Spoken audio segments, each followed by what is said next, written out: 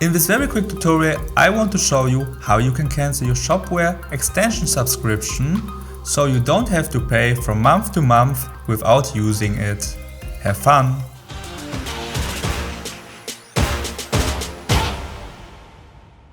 Welcome ladies and gentlemen, it's Alexander from Shop Studio and let's get started. For the previous YouTube tutorial, I have rented the back in stock notification, but of course I don't need it anymore.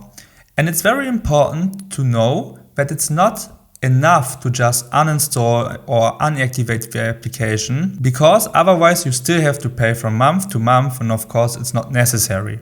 Even though in our case the back in stock notification is of course worth the money. To cancel the subscription, we have to of course go to the Shopware account here on the top right side. We click on account. And now we have to log in into the account, of course. Now we are in the account.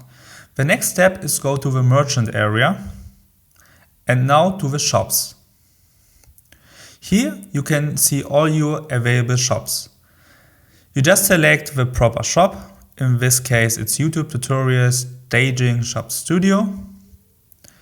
And now you can see all your licenses which are available. You have to see or click across the tabs. In our case, it's under Rent Licenses. And we click here on Back in Stock Notification. And we are now on the detail page. We of course can download here all the available versions, or maybe download the recent version, see the change log. But we can also see that we can here cancel the rent. We click on this button. And now we can see, okay, I have to click on the checkbox. I confirm that the extension will not be used in the shop after the cancellation date.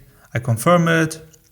I can provide a reason here. None of the listed reasons was valid. And I click here on cancel rent now. And that's it basically.